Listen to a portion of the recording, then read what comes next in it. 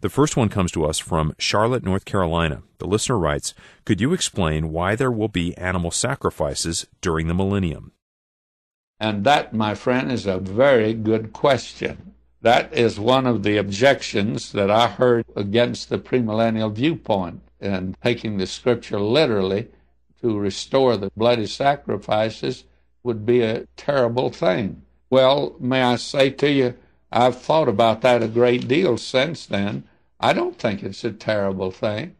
If the bloody sacrifice before Christ came pointed to his coming, certainly the bloody sacrifice for Israel can be used to point back to his coming, and it make it clear to them that those sacrifices before he came pointed to him.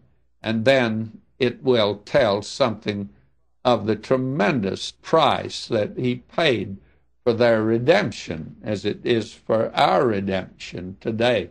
I sometimes think that, very candidly, I said this to one of my assistants when I was pastor of the church at Open Door on Sunday morning after we'd had the communion service.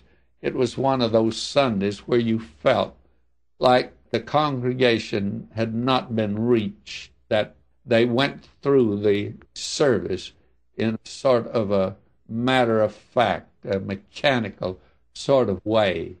And I said to this assistant of mine, I said, I felt this morning like it'd be much better to bring in a lamb and slay the lamb here and let the blood run all over the place.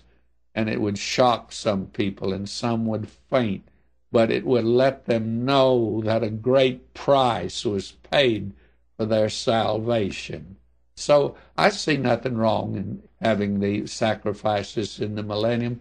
It's going to let people know what a tremendous price was paid, the people on earth, the price that was paid for our redemption. We'll be with him in heaven, and we can see him and the scars. We'll know him by the prints of the nails on his hands.